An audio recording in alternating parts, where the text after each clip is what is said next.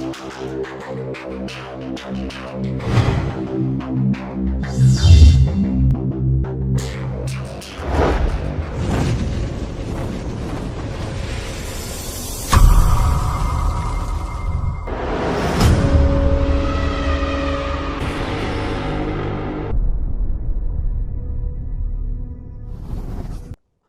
The lord.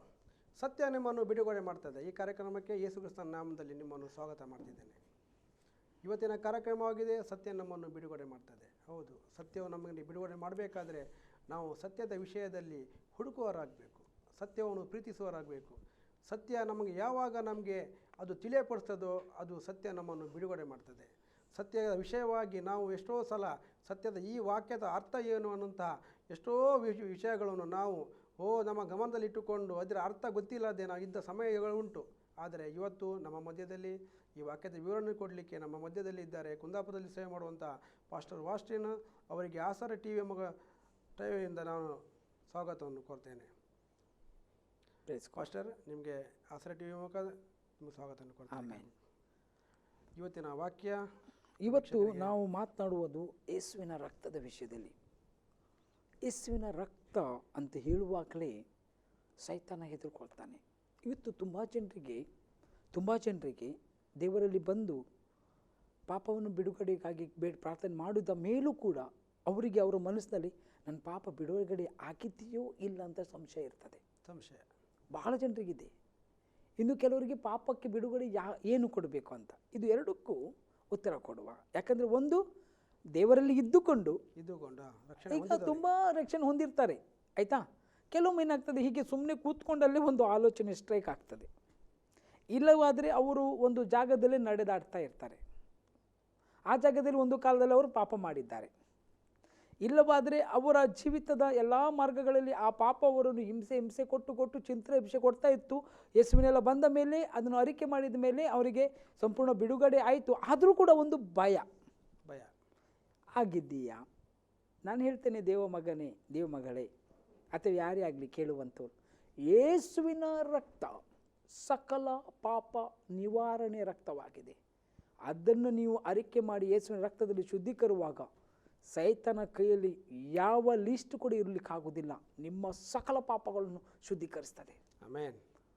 ಯಾವ ರೀತಿಯಾಗಿ ನಾನು ಹೇಳ್ತೇನೆ ಶುದ್ಧೀಕರಣ ಅಂತ ಹೇಳಿದರೆ, ನೋಡಿ, ನೀವು ಕಣ್ಣೀರಿಡ್ತೀರ. ಕಣ್ಣೀರಿಡುವಾಗ ದುಃಖ ಅಥವಾ ಆ ನೀರು ಎಲ್ಲಿಂದ ಬರುತ್ತದೆ ಗೊತ್ತಿದೆಯಾ? ಒಳಗಡೆ ಬರ್ತದೆ. ಈಗ ಬರಲಿ ಅಲ್ಲ, ಬರಲಿ ಅಲ್ಲ. ಯಾಕೆ ಗಳಿಗೆ ಯಾಕೆ ಬರುವುದಿಲ್ಲ? ಅದು ಎಲ್ಲ ಸಮಯದಲ್ಲಿ ಬರಲಿ ಅಲ್ಲ, ಯಾಕೆ ಬರುವುದಿಲ್ಲ? ದುಃಖದ ಸಮಯದಲ್ಲಿ ಮಾತ್ರ. ಹಾಗೆ ನೀವು ಪಾಪ ಕ್ಷಮಾಪಣೆ ಕೇಳುವ ಯೇಸುವಿನ ರಕ್ತವು ಸಕಲ ಪಾಪಗಳು ನಿವಾರಣೆ ಮಾಡ್ತದೆ. ಆಮೆನ್. ಯಾವ ರೀತಿಯಾಗಿ ನೀವು ಕಣ್ಣೀರಿಡುವಾಗ ಬರ್ತದೋ ಅದೇ ರೀತಿಯಾಗಿ ಯೇಸುವಿನ ನೀವು ಪಾಪದ ಕ್ಷಮಾಪಣೆ ಕೇಳುವಾಗ ಆ ರಕ್ತವು ನಿಮ್ಮ ನೆತ್ತಿಂದ ಅಂಗಾಲ ತನಕ ಇಳಿದು ಬಂದು ಶುದ್ಧೀಕರಿಸ್ತದೆ. ಮತ್ತು ಸಂಪೂರ್ಣವಾಗಿ ಶುದ್ಧೀಕರಿಸ್ತದೆ. ಒಂದು ಚೂರು, ಒಂದು ಡಾಟ್ ಕೂಡ ಉಳಿಸಲ್ಲ. ಆದರೆ ನಿಮ್ಮ ಮನಸ್ಸಿಂದ ಅದನ್ನು ಹೊರಗಡೆ ಹಾಕ್ರಿ. ಅದು ಯೇಸುವಿನ ನಾಮದಲ್ಲಿ, ಯೇಸುವಿನ ರಕ್ತದಲ್ಲಿ ನೀವು ಬೇಡಿಕೊಳ್ಳುವಾಗ, ಆಯಿತಾ. ಅದಕ್ಕೆ ಯೇಸು ನಾಮ, ಯೇಸು ರಕ್ತ ಅಂತ ಹೇಳುವಾಗ ಸೈತಾನ ಎಂಥ ಭಯಗ್ರಾಂತನಾಗ್ತಾನೆ ಅಂದರೆ ಆತನು ಅದನ್ನು ಸಹಿಸ್ಕೊಳ್ಳಿಕ್ಕಾಗೋದಿಲ್ಲ. ಒಂದು ವಾಕ್ಯ ಓದಿಕೊಳ್ಳುವ, ಆಯಿತಾ. ವಾಕ್ಯದಲ್ಲಿ ಹೇಳ್ತಾ ಹೋಗು. ಎಫೆಸ 1ನೇ ಅಧ್ಯಾಯದಲ್ಲಿ 7ನೇ ವಚನ ಓದಿಕೊಳ್ಳುವ. ನಾವು ಖಾಲಿ ವಾಕ್ಯಗಳನ್ನು ಓದ್ತಾ ಇರುವಾಗ ನಿಮ್ಗೆ ಗೊತ್ತಾಗ್ತದೆ. ವಾಕ್ಯ ವಿವರಣೆಯಿಂದ ಏನಾಗ್ತದೆ? ಯುಕ್ತಿಹೀನರಿಗೆ ಜ್ಞಾನೋದಯವಾಗ್ತದೆ. ಆಮೇನ್. ವಾಕ್ಯ ವಿವರಣೆ ಕೊಡ್ಬೇಕು. ಮುಂದೆ ಓದುವ. ಈತನು ನಮಗೋಸ್ಕರ ತನ್ನ ರಕ್ತವನ್ನು ಸುರಿಸಿದ್ದರಿಂದ ನಮ್ಮ ಅಪರಾಧಗಳು ಪರಿಹಾರವಾಗಿ ನಮಗೆ ಬಿಡುಗಡೆಯಾಯಿತು. ಇದು ದೇವರ ಕೃಪಾತಿಶಯವೇ. ಈತನು ಅಂದ್ರೆ ಯಾರು? ಯೇಸು ಸ್ವಾಮಿ ನಮಗಾಗಿ ತನ್ನ ರಕ್ತವನ್ನು ಸುರಿಸಿದ್ರಿಂದಲೇ ನಮ್ಮ ಪಾಪದ ಪರಿಹಾರ ಉಂಟಾಯಿತು. ಅದು ದೇವರ ಕೃಪೆಯಂತೆ. ಇವತ್ತು ಯೇಸುವಿನ ರಕ್ತದಲ್ಲಿ ನಾವು ಬರುವಾಗ, ಯೇಸುವಿನ ರಕ್ತದ ಅಡಿಗೆ ಬರುವಾಗ, ನಾವು ಯೇಸುವಿನ ರಕ್ತದಲ್ಲಿ ಬೇಡಿಕೊಳ್ಳುವಾಗ ಅದೇ ಈಗ ಇರುವ ಎಲ್ಲ ಅಪರಾಧಗಳನ್ನು ಕ್ಷಮಿಸಲಿಕ್ಕೆ ಶಕ್ತವಾದ ಯೇಸುವಿನ ರಕ್ತವಾಗಿದೆ. ಯೇಸುವಿನ ರಕ್ತ ಈಗಲೂ ಕೂಡ ಅದು ಕ್ಷಮಾಪಣೆ ಕೊಡುವಂಥ ರಕ್ತ, ಶುದ್ಧೀಕರಿಸುವಂಥ ರಕ್ತ. ಯೇಸುವಿನ ನಾಮ ಕ್ಷಮಾಪಣೆ ಕೊಡುವಂಥ ನಾಮ.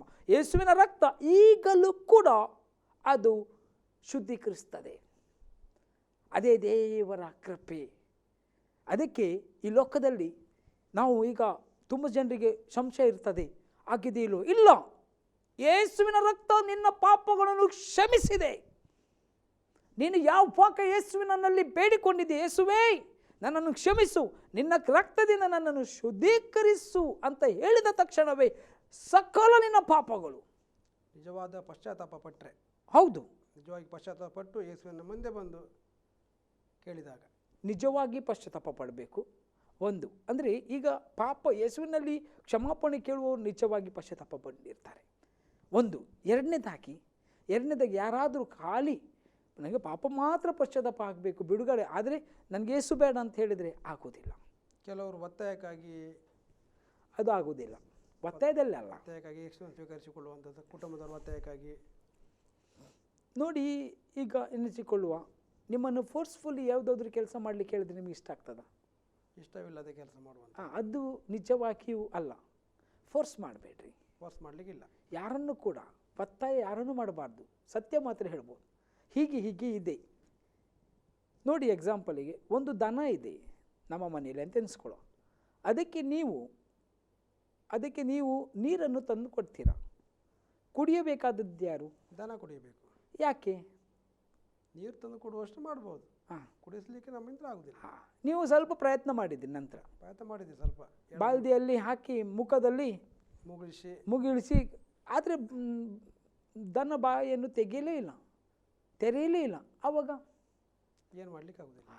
ಅಂದರೆ ನಾವು ಎಷ್ಟೇ ಫೋರ್ಸ್ ಮಾಡಿದರೂ ಅವರವರಾಗಿ ಬಾಯಿಗಳನ್ನು ತೆರೆಯಬೇಕು. ಅದಕ್ಕೆ ದೇವರು ಹೇಳ್ತಾನೆ, ಅಗಲವಾಗಿ ತೆರೀರಿ ತುಂಬಿಸುವೆನು ಅಂತ ಕೀರ್ತನೆಯಲ್ಲಿ. ನಾವು ಅಗಲವಾಗಿ ತೆರೆಯುವಾಗ ಆತ ನಮ್ಮನ್ನು ಸಕಲ ಆಶೀರ್ವಾದಗಳನ್ನು ತುಂಬಿಸ್ತಾನೆ. ಇವತ್ತು ನನಗೆ ಬೇಕಾಗಿದೆ, ನನ್ನ ಪರಿಹಾರಕ್ಕೆ, ನನ್ನ ಪಾಪಕ್ಕೆ. ಈಗ ಎನಿಸಿಕೊಳ್ಳಿ, ಪಾಪ ನಮ್ಮನ್ನು ಹಿಂದಟ್ಟಿ ಬರ್ತಾ ಇದೆ. ಅದು ಬಿಡುಗಡೆ ಆಗಬೇಕಾದರೆ ಅದಕ್ಕೆ ಬೇಕಾದದ್ದು ಯೇಸುವಿನ ನಾಮ, ಅದರ ರಕ್ತ. ಆತನ ರಕ್ತದಿಂದ ಸಕಲ ಪಾಪಗಳು ನಿವಾರಣೆ ಆತವು. ಓದಿಕೊಳ್ಳ್ರಿ, ಇಬ್ರಿಯ 9:14 ವಚನ ಓದಿಕೊಳ್ಳ್ರಿ. ತನ್ನನ್ನು ತಾನೇ ನಿರ್ದೋಷಿಯನ್ನಾಗಿ ದೇವರಿಗೆ ಸಮರ್ಪಿಸಿಕೊಂಡ ಕ್ರಿಸ್ತನ ರಕ್ತವು ಎಷ್ಟೋ ಹೆಚ್ಚಾಗಿ ನಮ್ಮನ್ನು ನಿರ್ಜೀವ ಕರ್ಮಗಳಿಂದ ಬಿಡಿಸಿ ನಾವು ಜೀವವುಳ್ಳ ದೇವರನ್ನು ಆರಾಧಿಸುವವರಾಗುವಂತೆ ನಮ್ಮ ಮನಸ್ಸನ್ನು ಶುದ್ಧೀಕರಿಸುವುದಲ್ಲವೇ? ಆಮೇನ್. ಇನ್ನು ಮತ್ತೊಮ್ಮೆ ಓದ್ರಿ, ಸರಿಯಾಗಿ ಗಟ್ಟಿಯಾಗಿ ತಗೊಳ್ಳೋ ಇದನ್ನು.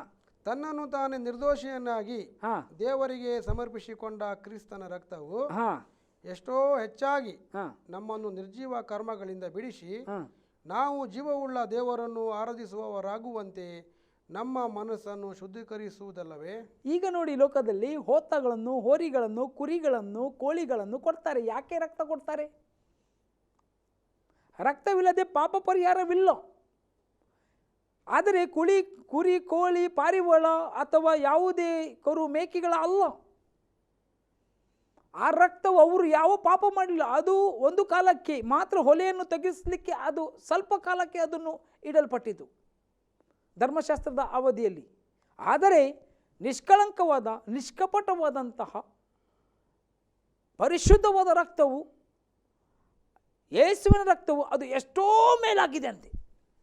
ಅದು ನಮ್ಮ ಹೊಲೆಯದ ಮನಸ್ಸನ್ನು ಶುದ್ಧೀಕರಿಸಿ ನಮ್ಮ ಪಾಪಗಳನ್ನು ಪರಿಹಾರ ಮಾಡುವಂತಹ ರಕ್ತವಾಗಿದೆ. ಯೇಸುವಿನ ರಕ್ತ ಸಕಲ ಪಾಪಿಗಳ, ಯಾರೇ ಆಗಿರ್ಬೋದು, ಆ ವ್ಯಕ್ತಿಯ ಪಾಪಗಳನ್ನು ಪರಿಹಾರ ಮಾಡುವಂಥದ್ದಾಗಿದೆ. ಆಮೇಲೆ ಮುಂದೆ ಓದುವಾಗ ಅಲ್ಲಿ ಇಬ್ರಿ 29:22 ವಚನ ಓದಿ. ಇದು ಇಂಪಾರ್ಟೆಂಟ್ ನೋಡಿ. ಧರ್ಮಶಾಸ್ತ್ರದ ಪ್ರಕಾರ ಸ್ವಲ್ಪ ಕಡಿಮೆ ಎಲ್ಲ ವಸ್ತುಗಳು ರಕ್ತದಿಂದಲೇ ಶುದ್ಧೀಕರಿಸಲ್ಪಡುವವು. ರಕ್ತಧಾರೆ ಇಲ್ಲದೆ ಪಾಪ ಪರಿಹಾರ ಉಂಟಾಗುವುದಿಲ್ಲ. ಮತ್ತೊಮ್ಮೆ ಓದ್ರಿ. ಧರ್ಮಶಾಸ್ತ್ರದ ಪ್ರಕಾರ, ಧರ್ಮಶಾಸ್ತ್ರ ಅಂದರೆ ಏನು? ಈಗ ಇರುವಂಥದ್ದು ಶಾಸ್ತ್ರಗಳು ಕೆಲವರು ಇನ್ನೂ ಕೂಡ ಅದರಲ್ಲಿ ಇದ್ದಾರೆ. ನೀತಿಗೆ ನಾವು ಬರಬೇಕು. ನೀತಿ ಯಾವುದು? ಯೇಸುಕ್ರಿಸ್ತನ ಮುಖಾಂತರವಾಗಿ ಸಿಗಲ್ಪಡುವಂತಹ ನೀತಿ, ಯೇಸುಕ್ರಿಸ್ತನ ನಂಬಿಕೆ ಇಡುವಾಗ ಸಿಗಲ್ಪಡುವಂತಹ ನೀತಿ. ಧರ್ಮಶಾಸ್ತ್ರದಲ್ಲಿ ಏನು ಬರೆದಿದೆ? ಅಲ್ಲಿ ಸ್ವಲ್ಪ ಕಡಿಮೆ, ಹೆಚ್ಚು ಕಡಿಮೆ ಎಲ್ಲವೂ ರಕ್ತದಿಂದಲೇ ಶುದ್ಧೀಕರಿಸಲ್ಪಡುವುದು. ಹೌದು, ರಕ್ತದಿಂದಲೇ. ಹಳೆಯ ಒಡಂಬಡಿಕೆಯಲ್ಲಿ ಯೆಹೂದ್ಯರು ಅಥವಾ ಇಸ್ರಾಯೇಲರು ತಮ್ಮ ಆರಾಧನೆ ನಿಯಮಗಳು ಹಾಗೆ ಇತ್ತು. ಯೇಸು ಸ್ವಾಮಿ ಬರುವಾಗ ಲೋಕಕ್ಕೆ ಅದೇ ರೀತಿಯಾದಂಥ ನಿಯಮಾವಳಿಗಳು ಇದ್ದವು. ಆವಾಗ ಆಲಯದಲ್ಲಿ ಹೋಗಿ ಪಾರಿವಾಳಗಳನ್ನು ಚೀಣಿಮರಗಳನ್ನು ಓಡಿಸಿ, ಇದು ನನ್ನ ತಂದೆಯ ಪ್ರಾರ್ಥನೆ ಆಲಯವಾಗಿದೆ, ಇದು ನೀವು ವ್ಯಾಪಾರದ ಸಂತೆಯನ್ನಾಗಿ ಮಾಡಿದಿರಿ, ತೊಲಗಿರಿ ಅಂತ ಹೇಳಿದನು. ಅನಂತರ ಇದನ್ನು ಕೆಡವಿ ಹಾಕಿರಿ, ಮೂರನೇ ದಿನದಲ್ಲಿ ನಾನು ಎಬ್ಬಿಸುವೆನಂತ ಆಲಯದ ವಿಷಯದಲ್ಲಿ. ಅಂದರೆ ಹಳೆಯ ಸಂಗತಿಗಳನ್ನು, ಹಳೆಯ ನಿಯಮಗಳನ್ನು ತನ್ನ ರಕ್ತದಲ್ಲಿ, ತನ್ನ ದೇಹದಲ್ಲಿ ಇಲ್ಲದಂತೆ ಮಾಡಿದನು. ಯೇಸುವಿನ ರಕ್ತವು ಏನಾಗಿದೆ ಅಂದರೆ, ಅಲ್ಲಿ ಮತ್ತೊಮ್ಮೆ ಓದಿ, ಧರ್ಮಶಾಸ್ತ್ರದ ಪ್ರಕಾರ ಸ್ವಲ್ಪ ಕಡಿಮೆ ಎಲ್ಲ ವಸ್ತುಗಳು ರಕ್ತದಿಂದಲೇ ಶುದ್ಧೀಕರಿಸಲ್ಪಡುವವು. ರಕ್ತಧಾರೆ ಇಲ್ಲದೆ ಪಾಪ ಪರಿಹಾರ ಉಂಟಾಗುವುದಿಲ್ಲ. ಇಲ್ಲ, ಅದು ರಕ್ತಧಾರೆ ಆಗಿದೆ, ಇನ್ನು ರಕ್ತ ಬೇಡ. ಇನ್ನು ಯಾವ ಕೋಳಿ ಹೋರಿ ಯಾವುದೇ ರಕ್ತಗಳು ಇನ್ನು ಬೇಡ. ಯಾಕಂದರೆ ಯೇಸು ಸ್ವಾಮಿಯು 2020 ವರ್ಷಗಳ ಹಿಂದೆ ಕ್ರೂಜಿಯ ಮೇಲೆ ಆತನು ಅದನ್ನು ಕೊಟ್ಟಿದ್ದಾನೆ. ಆಲ್ರೆಡಿ ಆತನು ಮಾಡಿ ಮುಗಿಸಿದ್ದಾನೆ. ಆತನು ಅದು ಇಲ್ಲದಂತೆ ಮಾಡಿದ್ದಾನೆ. ಆತನು ಮನುಷ್ಯನಾಗಿ ಇಳಿದು ಬಂದು ಧರ್ಮಶಾಸ್ತ್ರದ ಪ್ರತಿಯೊಂದು ರಕ್ತಧಾರೆ ಇಲ್ಲದೆ ಪರಿಹಾರವಾಗದಂಥ ಸಂಗತಿಗಳು ತನ್ನದೇ ರಕ್ತವನ್ನು ಕೊಟ್ಟು, ಆಯಿತಾ? ನೀವು ಬೇಕಾದರೆ ಓದಿ, ಕೊಲೊಸ್ಸಿ 2:14 ಮತ್ತು 15 ವಚನ ಓದ್ರಿ. ಕೊಲೊಸ್ಸಿಯನ್ ಚಾಪ್ಟರ್ 2:14 ಮತ್ತು 15. ಆತನು ನಮ್ಮ ಅಪರಾಧಗಳನ್ನು ಕ್ಷಮಿಸಿ ನಮ್ಮ ಮೇಲೆ ದೋಷಾರೋಪಣೆ ಮಾಡಿದಂಥ ಆಜ್ಞಾರೂಪವಾಗಿದ್ದಂಥ ಪತ್ರವನ್ನು ಕೆಡಿಸಿ ಅದನ್ನು ಶಿಲುಬೆಗೆ ಜಡಿದು ಇಲ್ಲದಂತಾಗ ಮಾಡಿದನು. ಆತನು ದೊರೆತನಗಳನ್ನು ಅಧಿಕಾರಗಳನ್ನು ನಿರಾಯುಧರನ್ನಾಗಿ ಮಾಡಿ ಜಯೋತ್ಸವ ಮಾಡುತ್ತಾನೋ ಎಂಬಂತೆ ಶಿಲುಬೆಯ ಮೇಲೆ ಅವುಗಳನ್ನು ಜಯಿಸಲ್ಪಟ್ಟ ಅವುಗಳನ್ನಾಗಿ ಮೆರೆಸುತ್ತಾ ತೋರಿಸಿದನು. ಆಮೆನ್. ಇಲ್ಲಿ ಇಷ್ಟು ಸ್ಪಷ್ಟವಾಗಿದೆ. ಏನು ಬರೆಯಲ್ಪಟ್ಟಿದೆ ಅಲ್ಲಿ? ಆತನು ನಮ್ಮ ಮೇಲೆ ದೋಷಾರೋಪಣೆ ಪಟ್ಟಿ ಮಾಡುವಂಥ ಎಲ್ಲ ಪತ್ರಗಳನ್ನು ಕೆಡಿಸಿದನು. ದೋಷಾರೋಪಣೆ ಪಟ್ಟಿ ಯಾವುದು? ಆದಮನಿಂದ ಬಂದಂಥ ಪಾಪ, ಜನ್ಮ ಪಾಪ, ಕರ್ಮ ಪಾಪಗಳು. ಎರಡೂ ಪಾಪಗಳು ಈಗಲೂ ಕೂಡ ಇದೆ. ಯಾರಲ್ಲಿ? ಯೇಸುವನ್ನು ಅಂಗೀಕರಿಸದವರಲ್ಲಿ ಇನ್ನೂ ಇದೆ.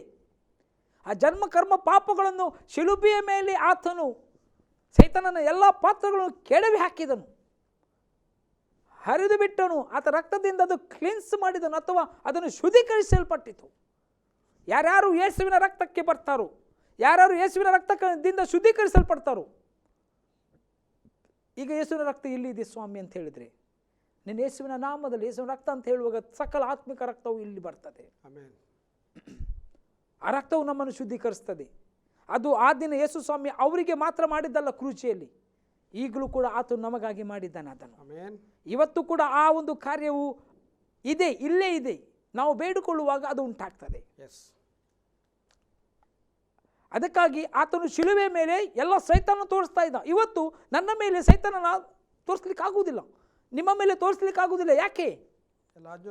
ಪತ್ರ ಕೆಡಿಸಿದ್ದಾನೆ. ಅಷ್ಟೇ ಅಲ್ಲ, ಪ್ರತಿದಿನ ಬೆಳಿಗ್ಗೆ ಸಾಯಂಕಾಲ ನಾವು ಮಲಗುವಾಗ ಹೇಳುವಾಗ, ಸ್ವಾಮಿ ಯೇಸುವೆ, ನಿನ್ನ ರಕ್ತದಿಂದ ನನ್ನ ಆಲೋಚನೆ, ನಡೆ, ನುಡಿ, ಕ್ರಿಯೆ, ಮಾತುಗಳು ಇರುವ ಪಾಪಗಳು ಯೇಸು ಕ್ರಿಸ್ತ ನಾಮದಲ್ಲಿ ಶುದ್ಧೀಕರಿಸಲ್ಪಡಲಿ. ಬೇಡುವಾಗ,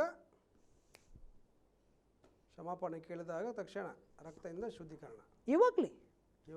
ಈಗಲೇ ನಾನು ಪ್ರಾರ್ಥನೆ ಮಾಡುವಾಗ ನಮ್ಮ ಪಾಪಗಳಿಗೆ ಇರುವುದಾದರೂ ಅದು ಶುದ್ಧೀಕರಣವಾಯಿತು. ಆಮೆನ್. ಆಗುವುದಿಲ್ಲ ಅಂತಿಲ್ಲ, ಆಯ್ತಾ? ಆದರೆ ನಾನೇನು ಹೇಳೋದು, ಶೈತಾನನ ಕೈಯಲ್ಲಿ ಈಗ ಆಜ್ಞಾ ಪತ್ರ ಇಲ್ಲ. ಅವನಿಗೆ ಭಯ. ರಕ್ತದಲ್ಲಿ ಶುದ್ಧೀಕರಣ ಆದಂಥವರ ಪತ್ರ ಸೈತಾನನ ಕೈಯಲ್ಲಿಲ್ಲ. ಇಲ್ಲ. ಯಾರು ಆಗಲಿಲ್ವೋ ಅವ್ರ ಪತ್ರ ಉಂಟು. ಖಂಡಿತ. ಯಾರ್ಯಾರು ಯೇಸುವಿನ ರಕ್ತದಲ್ಲಿ ಶುದ್ಧೀಕರಣವಾಗಲಿಲ್ಲವೋ, ಇನ್ನು ಯೇಸುವನ್ನು ಅಂಗೀಕರಿಸಲಿಲ್ಲವೋ, ಅವರ ಪತ್ರ ಸೈತಾನ ಕೈಯಲ್ಲಿದೆ. ಆತನು ಅವರು ಪ್ರಾರ್ಥನೆ ಮಾಡುವಾಗ ಸೈತಾನ ಅಡ್ಡ ಬರ್ತಾನೆ. ಅವರ ಪ್ರಾರ್ಥನೆ ದೇವರಿಗೆ ಮುಟ್ಟುವುದಿಲ್ಲ, ದೇವರ ಸನ್ನಿಧಾನಕ್ಕೆ ಮುಟ್ಟಲಿಕ್ಕೆ ಬಿಡುವುದಿಲ್ಲ. ಯಾಕಂದರೆ ಅವರು ಇನ್ನೂ ಶುದ್ಧೀಕರಣವಾಗಲಿಲ್ಲ ಅಲ್ಲ. ತಂದೆಯಾದ ದೇವರು ಲೋಕದ ಮೇಲೆ ಎಷ್ಟೋ ಪ್ರೀತಿಯನ್ನಿಟ್ಟು ಒಬ್ಬನೇ ಮಗನನ್ನು ಈ ಲೋಕಕ್ಕೆ ಕಳಿಸಿಕೊಟ್ಟನಲ್ವಾ. ಆತನು ನಂಬುವವರಿಗೆ ಯಾರಿಗೂ ಕೂಡ ಏನಾಗದೆ, ನ್ಯಾಯ ತೀರ್ಪು ಆಗದೆ ರಕ್ಷಣೆ ಆಗಬೇಕಂತಲೇ ಕಳಿಸಿಕೊಟ್ಟನು. ಈಗ ರಕ್ಷಣೆ ಹೊಂದಬೇಕಾದರೆ ಯೇಸುವನ್ನು ಅಂಗೀಕರಿಸಬೇಕು, ಆತನ ಮಾರ್ಗದಲ್ಲಿ ನಡಿಬೇಕು. ಆವಾಗ ನಮಗೆ ಸಂಪೂರ್ಣವಾದ ರಕ್ಷಣೆ ಉಂಟಾಗ್ತದೆ. ಇಲ್ಲಿ ಏನಾಯಿತು? ಈಗ ಏನಾಯಿತು? ಸೈತಾನನಿಗೆ ನಮ್ಮ ಮೇಲೆ ಆಜ್ಞಾ ರೂಪವಾದಂಥ ಪತ್ರ ಅವನ ಕೈಲಿಲ್ಲ, ಟೆನ್ಷನ್ ಆಗಿ ಬಿಟ್ಟಿದೆ. ಅದಕ್ಕೆ ರೆವಲ್ಯೂಷನಲ್ಲಿ ನೀವು ಓದಿಬೇಕಾದ್ರೆ 7:14 ರೆವಲ್ಯೂಷನ್ 7:14 ಅವನು ನನಗೆ, ಇವರು ಆ ಮಹಾ ಹಿಂಸೆಯನ್ನು ಅನುಭವಿಸಿ ಬಂದವರು ಯಜ್ಞದ ಕುರಿಯಾದ ಆತನ ರಕ್ತದಲ್ಲಿ ತಮ್ಮ ನಿಲುವಂಗಿಗಳನ್ನು ತೊಳೆದು ಶುಭ್ರ ಮಾಡಿದ್ದಾರೆ. ಅಷ್ಟೇ. ಇವರು ಆ ಮಹಾ ಹಿಂಸೆಯಿಂದ, ಇವತ್ತು ಲೋಕದಲ್ಲಿ ಯಾರೇ ಆಗಿರ್ಬೋದು, ಅವರು ಮಹಾ ಹಿಂಸೆಯಿಂದ ದಾಟಿ ಹೋಗಿ ಮೇಲೆ ಹೋಗಿದ್ದಾರೆ. ಇವತ್ತು ನಮಗೂ ಕೂಡ, ನಮಗೆ ಎಲ್ಲರಿಗೂ ಒಂದು ಆಸೆ, ಇಲ್ಲಿ ಯಾಕೆ ಇರಬೇಕು ದೇವರೇ, ಅಲ್ಲಿ ಹೋಗಬೇಕು ಅಲ್ವಾ? ಯಾಕೆ ಆಲೋಚನೆ ಬರ್ತದೆ? ಆಲೋಚನೆಗಳು ಇಲ್ಲಿನ ಕಷ್ಟ ಯಾರಿಗೆ ಬೇಕು ಸ್ವಾಮಿ ಅಂತ ಅಷ್ಟೇ. ಇಲ್ಲಿನ ಕಷ್ಟಗಳು, ಯಾರಿಗೆ ಬೇಕು, ಚಿಂತೆಗಳು, ಇಲ್ಲಿನ ಜವಾಬ್ದಾರಿಗಳು, ಇಲ್ಲಿನ ಇರುವಂಥ ರೋಗಗಳು, ಸಂಕಟಗಳು, ಸುಳ್ಳುಗಳು, ಮತ್ತು ಅನ್ಯರು ಅಥವಾ ಯಾರೋ ಸುಳ್ಳುಗಳು ಮಾಡುವುದು, ಕೊಲೆ, ಸುಲಿಗೆ, ಆಧಾರ, ಕೆಟ್ಟತನ, ಪಾಪ. ಅಂದರೆ ಅವರು ಮಾಡೋದಿದ್ರು ಕೂಡ, ಯಾರೋ ಮಾಡುತ್ತಿದ್ರು, ನಾವು ಮಾಡೋದಿದ್ರು, ಯಾರೋ ಬೇರೆಯವ್ರು ಮಾಡೋದು, ಅದನ್ನು ನೋಡಿ ನಾವು ಸಹಿಸ್ಕೊಳ್ಬೇಕಲ್ಲ. ಟೆಂಪ್ಟೇಷನ್ಗಳು, ಶೋಧನೆಗಳು,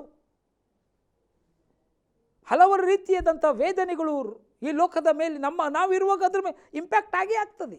ಅದು ನಮಗೆ ಬೇಡ ಅಂತ ಆವಾಗ ನಮ್ಮ ಮನಸ್ಸಲ್ಲಿ ಬರ್ತದೆ ಪರಲೋಕದಲ್ಲಿ ಅಲ್ಲಿ ಇರಬೇಕು ಅಂತ. ಅದಕ್ಕೆ ಅಲ್ಲಿ ಹೇಳ್ತಾ ಇದೆ, ಮಹಾಶೋಧನೆಯನ್ನು ದಾಟಿ ಬಂದಂತಹ ಜನರು ಅಂತ. ಮಹಾಶೋಧನೆ ಹಿಂಸೆಯನ್ನು ಅನುಭವಿಸಿ ಬಂದವರು. ಹೌದು, ಯೇಸುವನ್ನು ಅಂಗೀಕರಿಸಿದ ಮೇಲೆ ಪ್ರತಿಯೊಬ್ಬೊಬ್ಬರಿಗೆ ಇದು ಉಂಟು. ಯಾರು ಹೇಳ್ತಾರೆ ಇಲ್ಲ ಇಲ್ಲ ಅಂತ. ಇಲ್ಲ ಅಂತ ಹೇಳಿದರೆ ನೀವು ಸುವಾರ್ತೆ ಕೊಡ್ತಾ ಇಲ್ಲ ಅಂತ, ಯಾವುದೋ ಒಂದು ಮೂಲೆಯಲ್ಲಿ ಕೂತ್ಕೊಂಡಿದ್ದೀರಿ ಅಡಗಿಸಿ. ಸತ್ಯ. ಇಲ್ಲ ಅಂತ ಹೇಳಿದರೆ ಯೇಸುವನ್ನು ಬಹಿರಂಗವಾಗಿ ಒಪ್ಪಿಕೊಳ್ತಾ ಇಲ್ಲ, ಯಾರಿಗೆ ಹೇಳ್ತಾ ಇಲ್ಲ. ಆಯಿತಾ? ಹೇಳಿದ್ರು ಖಾಲಿ ಆಶೀರ್ವಾದ ಮಾತ್ರ ಮಾತನಾಡ್ತಾ ಇದೆ, ಸಕಲವಾದ ಪಾಪಗಳು ಅನೀತಿಗಳ ವಿಷಯದಲ್ಲಿ ಮಾತನಾಡುವುದಿಲ್ಲ. ಯಾರು ಸತ್ಯವನ್ನು ನುಡಿತಾರೆ ಅವರಿಗೆ ವಿರೋಧವಾಗಿ ನಿಂತೇ ನಿಲ್ತಾರೆ. ಹಾಗಂತ ಅವರು ಸೋಲಲಿಕ್ಕಲ್ಲ, ಅವರು ಜಯ ಹೊಂದಲಿಕ್ಕಾಗಿ. ಆಮೆನ್. ದೇವರು ಅವರನ್ನು ಜಯಿಸ್ತಾನೆ. ಯಾವುದರಿಂದ ಜಯಿಸ್ತಾರೆ?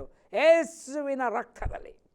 ಯೇಸುವಿನ ರಕ್ತದಲ್ಲಿ ದುರಾತ್ಮ ಸೇನೆಗಳ ಬಲಗಳು ಮುರಿಯಲ್ಪಡಲಿ ಅಂದ್ರೆ ಸಾಕು, ಅದು ಈವಾಗಲೇ ಮುರಿಯಲ್ಪಟ್ಟಿತು.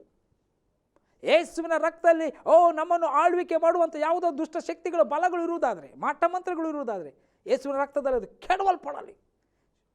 ಅಥವಾ ಯೇಸುವಿನ ನಾಮದಲ್ಲಿ ಅಂತ ಹೇಳುವಾಗ ಅಲ್ಲಿ ಆ ಜಾಗದಲ್ಲಿ ಏನಾಗ್ತದೆ? ಅದು ಯೇಸುವಿನ ರಕ್ತ, ಪರಿಶುದ್ಧ ರಕ್ತ. ಸೈತಾನ ಯೇಸುವಿನ ರಕ್ತ ಅಂದರೆ ಆ ಜಾಗದಲ್ಲಿ ಇರುವುದಿಲ್ಲ. ಯೇಸುವಿನ ನಾಮ ಅಂದರೆ ಸೈತಾನ ಕಾರ್ಯಗಳು ಆಗುವುದೇ ಇಲ್ಲ. ಆಮೆನ್. ಯೇಸುವಿನ ನಾಮ, ಯೇಸುವಿನ ರಕ್ತ ಅಂತ ಹೇಳುವಾಗ ಅದೇ ಮತ್ತೊಮ್ಮೆ ಓದಿ ಸಹೋದರಿಯಾದ ವಚನವನ್ನು 17 ಓದ್ರಿ.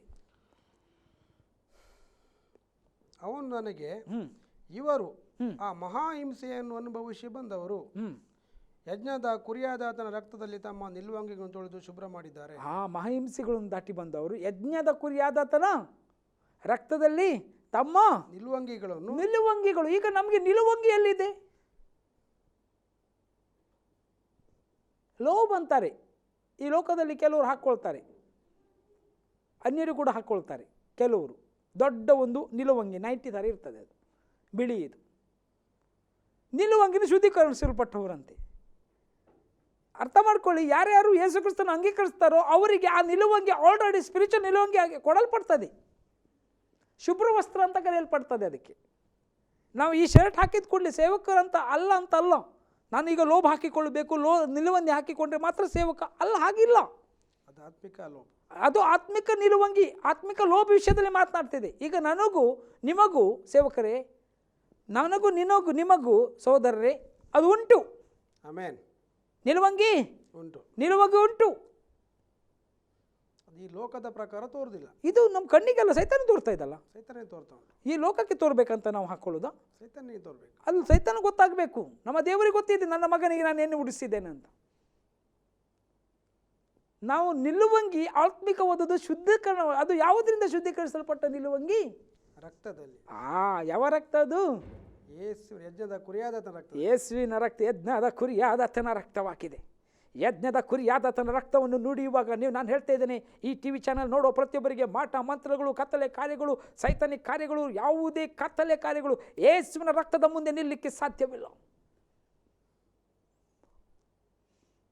ಅಲ್ಲಿ ಒಂದು ನಾವು ಹಾಡುಗಳು ಹಾಡ್ತೇವೆ, ರಕ್ತದಿಂದಲೇ ಪಾಪದ ಕ್ಷಮಾಪಣೆ, ರಕ್ತದಿಂದಲೇ ಪಾಪದ ವಿಮೋಚನೆ, ಯೇಸು ರಕ್ತವು ಅಮೂಲ್ಯ ರಕ್ತವು, ಯೇಸು ರಕ್ತವು ಶುದ್ಧ ರಕ್ತವು, ಬಂಧನದಿಂದ ಬಿಡಿಸುವಂಥದ್ದು, ವಿಮೋಚನೆಯನ್ನು ನೀಡುವಂಥದ್ದು, ಅಪರಾಧವ ಕ್ಷಮಿಸುವಂಥದ್ದು, ನೀತಿ ಜೀವಿತ ನೀಡುವಂಥದ್ದು.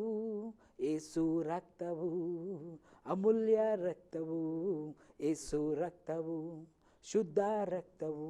ಯೇಸುವಿನ ರಕ್ತ ಮಾತ್ರ ಸಮೃದ್ಧಿ ನೀಡುವಂಥದ್ದು, ಸಹಾಯ ಮಾಡುವಂಥದ್ದು, ಜಯ ಕೊಡುವಂಥದ್ದು. ನಾನು ಹೇಳ್ತೀನಿ, ಪ್ರತಿದಿನ ಬೆಳಿಗ್ಗೆ ಮತ್ತೆ ನಾವು ಯಾವಾಗಲೂ ತಪ್ಪಿ ಬೀಳುವುದಾದರೆ ಯೇಸುವಿನ ರಕ್ತದಲ್ಲಿ ನಾವು ಶುದ್ಧೀಕರಿಸಿಕೊಳ್ಪಡಬೇಕು. ಸೈತಾನನಿಗೆ ಅವಕಾಶ ಇರುವುದಿಲ್ಲ. ಮಲಗುವ ಮುಂಚೆ, ಬೆಳಿಗ್ಗೆ ಏಳುವಾಗ, ಅಥವಾ ಯಾವಾಗಲೂ ಸಂದರ್ಭ ಸಿಗುವಾಗ ದೇವರೇ ನಮ್ಮ ನಡೆ ನುಡಿಯಲ್ಲಿರುವಾಗ, ಯಾಕಂದರೆ ಒಂದು ಪ್ರಾರ್ಥನೆ ಮಾಡುವುದೇನು ತಪ್ಪಿದೆಯಾ ಸಹೋದರರೇ? ತಪ್ಪಿಲ್ಲ ಅಲ್ವಾ? ಈಗ ನಾವು ಹೋಗ್ತಾ ಇರುವಾಗ ಒಂದು ಸುಂದರ ಹುಡುಗಿ ನೋಡಿದೆವು. ಏನೋ ಮನಸ್ಸಲ್ಲಿ ಬಂತ ಆಲೋಚನೆ, ಗೊತ್ತಿಲ್ಲ, ನಾವು ಯಾಕೆ ಕ್ಷಮಾಪಣೆ ಕೇಳಬಾರ್ದು? ತಕ್ಷಣ ಕೇಳಿದರೆ ಅದು ಕ್ಷಮಿಸಲ್ಪಟ್ಟಿದ್ದು. ಆಮೇನ್. ಹಾಗಂತ ಪಾಪ ಮಾಡಂತ ಹೇಳಿದ್ದಲ್ಲ, ನಾನು ಹೇಳಲಿಕ್ಕಾಗೋದಿಲ್ಲ. ಯೇಸು ಸ್ವಾಮಿ ಹೇಳಿದ್ದಾರೆ, ಒಬ್ಬ ಹತ್ತಿಕೊಂಡ ಮುತ್ತಿಕೊಂಡ ಪಾಪ.